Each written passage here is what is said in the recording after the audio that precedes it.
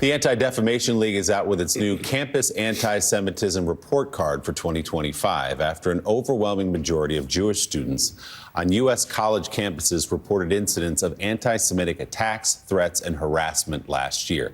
In all, 135 colleges and universities were assessed using 30 evaluation criteria. 36% of schools got a grade of either A or B, 21% received a D, and nearly 10% got an F. Overall, 45% of schools did show improvement compared to last year. Let's bring in the CEO of the Anti-Defamation League, Jonathan Greenblatt. Jonathan, always great to have you on and talk to you. Have things gotten better since the height of the ugliness we saw a year ago? Yeah, look, I mean, we're still living through this historic surge of anti-Semitism. College campuses are still a locus of it. Now, in some ways, it is better. I mean, the truth of the matter is that, Willie, there just aren't as many demonstrations as there were last year. And yet, those that we have, the intensity is real. What we saw at Barnard College right here in New York City last week, where like a phalanx of mass protesters stormed a building, assaulted a staff person, and literally would not leave the facility, forcing the administrators who actually went in and kowtowed to these kids, dressed up like ISIS fighters, and negotiated with them.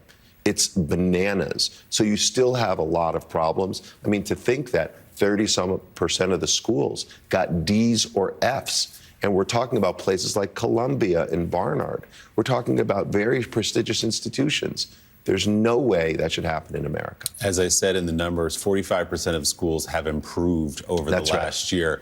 What changes have they made to earn a better grade? This is one of the biggest takeaways. So when we originally did this, the schools wouldn't work with us, and they said this wasn't a good idea. They didn't want to be graded.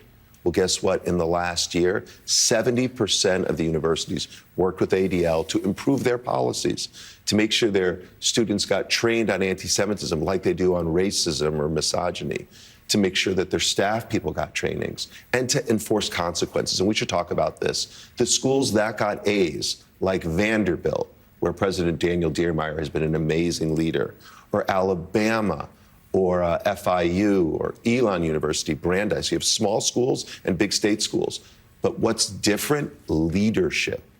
Leaders who lead and set a moral example create a cascading effect throughout the institution. And students know they can go to Vanderbilt or the University of Miami or Alabama, and they can learn without fear of being harassed and victimized simply because of, how they pray or who they are. Just moments ago, actually, Donald Trump posted on Truth Social saying that all federal funding will stop for any college, school, university that allows illegal protests. And he doesn't quite go on to say what's illegal. There's no mention of anti-Semitism here. But of course, there's no place for anti-Semitism. There is a place for peaceful protest in this country. So in terms of your list, though, it's not clear what prompted this Trump tweet a few moments ago.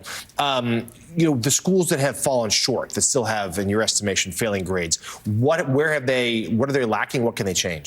Well, number one, they need to enforce their policies. So again, if students are being harassed, if they're being assaulted, if their dorm rooms are being vandalized, if they're being screamed at in classes, the students who commit those kinds of offenses should be suspended. I mean, that may sound like a small thing, Jonathan, but it's a big deal because at most of these schools, these institutions, they're simply not doing that. So number one, enforce the policies that allow Jewish kids to learn in peace. I think number two, make sure that you're treating all the kids the same. So again, if you have orientation where kids learn about bias and bigotry, anti-Semitism needs to be on the table.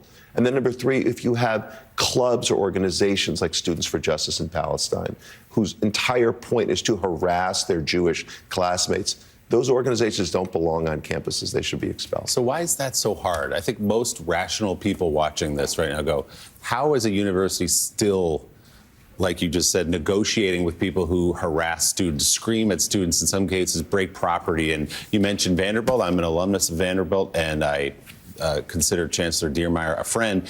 He, from the beginning last year, said, we're not putting our heads in the sand. We're going to have dialogues about this. We're going to invite people from both sides of the conflict in Gaza and have conversations, and you can ask tough questions, and we're going to talk about it in our classes and all of that.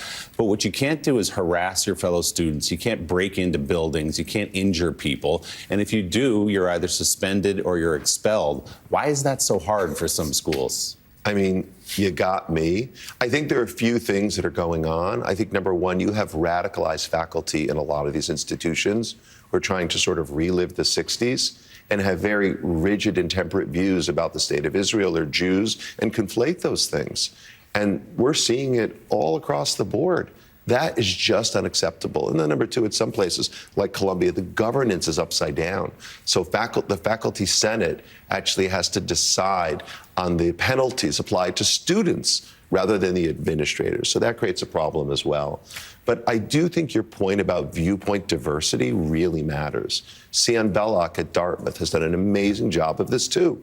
You bring kids together who may have different opinions in a normal, peaceful, civil way to talk that out. That's what we need. Kids go to college to learn how to be citizens, not how to train how to be guerrillas. And we need less of that and more of the former. Well, we'll take some solace in the fact that schools are getting better, some of them anyway, according to your report card. CEO of the Anti-Defamation League, Jonathan Greenblatt. Jonathan, thanks as always. Thank you so much. Still ahead.